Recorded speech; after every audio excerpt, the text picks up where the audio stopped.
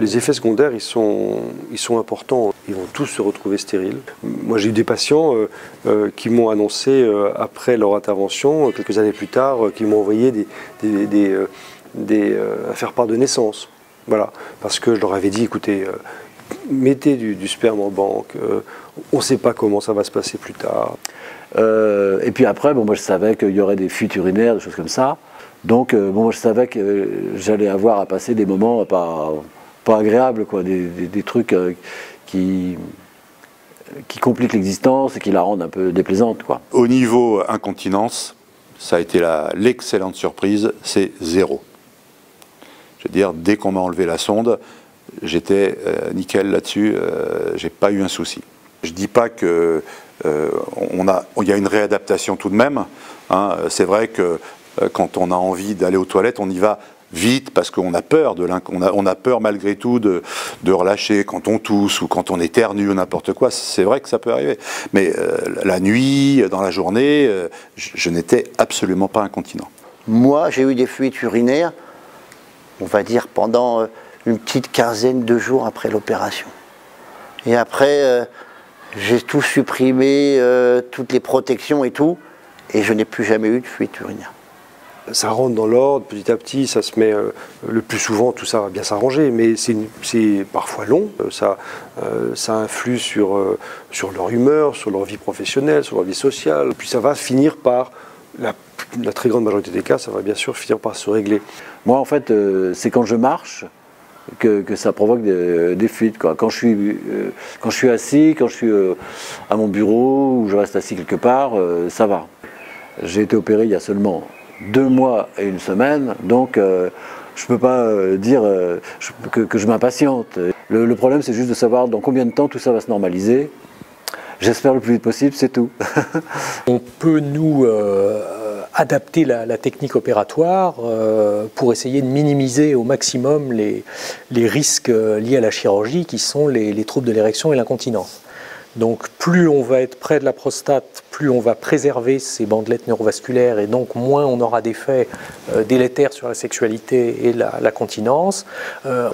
Plus on les préserve, plus on a de chances ou de malchance de laisser en place de la tumeur. Et puis il y a le problème sexuel qui est aussi évidemment une des conséquences importante, c'est-à-dire que ça dépend de tas de facteurs, ça dépend évidemment de l'âge du patient, ça dépend de ses capacités érectiles. J'ai fait quand même quelques essais pour voir, et c'est comme ça, assez vite d'ailleurs, je me suis rendu compte que ça réagissait, quoi. Déjà, bon, assez vite d'ailleurs on fait le test pour voir s'il y a quelque chose ou s'il n'y a plus rien.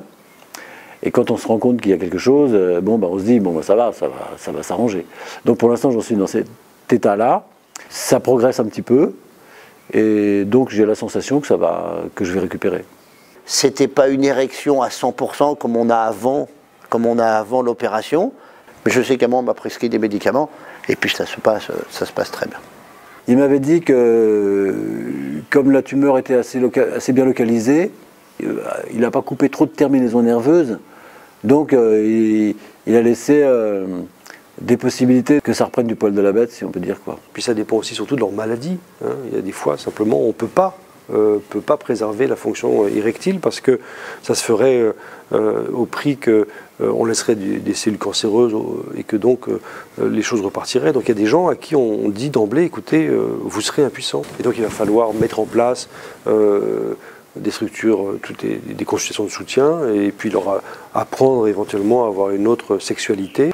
Pour moi, étant donné que c'est assez récent, je ne peux pas dire que j'ai retrouvé une plénitude glorieuse de mes moyens, je ne peux pas dire ça, mais la sensation que j'ai, c'est que c'est pas mort, que c'est pas fichu, que ça réagit encore, et j'ai la sensation que ça reviendra quand même pas mal. Est-ce que ça reviendra entièrement? Non. Il y a des choses qui ne reviennent pas, par exemple il n'y a plus d'éjaculation, bon ça peut être considéré comme quelque chose d'un peu désagréable, mais normalement on doit pouvoir retrouver une possibilité de vie sexuelle normale à cette différence près. C'est tout un long réapprentissage de la sexualité, d'une nouvelle forme de sexualité. Quand les gens sont confortables avec ça, quand leur partenaire est confortable, et quand il y a le temps, qu'on a laissé le temps, et qu'on a pu en parler, souvent les patients sont extrêmement satisfaits, ou assez satisfaits, ou satisfaits de leur sexualité. Et puis, il y a des fois, évidemment, où ça se passe, où on peut préserver les nerfs, où on opère des patients qui ont des cancers qu'on a pris suffisamment tôt, même et qui sont agressifs, mais qui sont bien localisés, pour lesquels on a beaucoup d'arguments pour penser que tout ça est confiné à l'intérieur de la glande, pour lesquels on pense que l'on peut faire, sans leur faire prendre de risque, une préservation des nerfs érectiles. Et ces patients-là, quand la chirurgie s'est bien passée, quand ils ont des bonnes performances avant l'opération, quand ils sont jeunes, quand ils ont un ou une partenaire qui est coopérante, alors que ça se remet en place, mais ça prend du temps, donc c'est là aussi un long accompagnement. Le traitement, il ne s'arrête pas, quand le patient est sorti de l'hôpital. J'ai été opéré il y a bientôt 8 mois. Niveau sexuel, c'est plus long parce que d'abord, franchement, les 2 premiers mois, on se sent quand même fatigué, quoi. Il y a de la fatigue, surtout quand on s'est remis à travailler. Il faut se forcer à prendre les médicaments. C'est vrai que c'est un petit peu démoralisant, c'est vrai qu'on se sent un peu diminué. Parce qu'au bout de 8 mois, tout de même, c'est parvenu. Allez, je vais dire que je suis à 50%. Pas plus. Il faut qu'on soit avec ma femme, en ce moment-là, on aime bien se prendre 3 à 4 jours d'affilée justement pour être sans les enfants, sans les copains, tout seul et avoir le temps de s'occuper de nous. Voilà. Et là, je dirais que là, ça commence à aller mieux comme ça. Il faut le temps. Il faut le temps. Ce qu'il y a, c'est que, évidemment, au début, surtout quand ça n'a pas l'air très tragique au début, donc on se dit, chouette, ça va vite se remettre. En fait, non. Ça se remet pas très vite, on ne progresse pas à vue d'œil. Il ne faut pas se laisser aller, oui. Il faut vouloir que petit à petit reprendre du terrain sur les problèmes. C'est au départ, c'est un grand coup de massue que l'on prend. On se doute bien qu'on ne s'y attend pas du tout. Bon, il y a eu des moments difficiles avant l'opération, l'attente de l'IRM, l'attente de la biopsie, mais après, une fois qu'on est pris en main, on se laisse totalement transporter pour arriver à une bonne conclusion.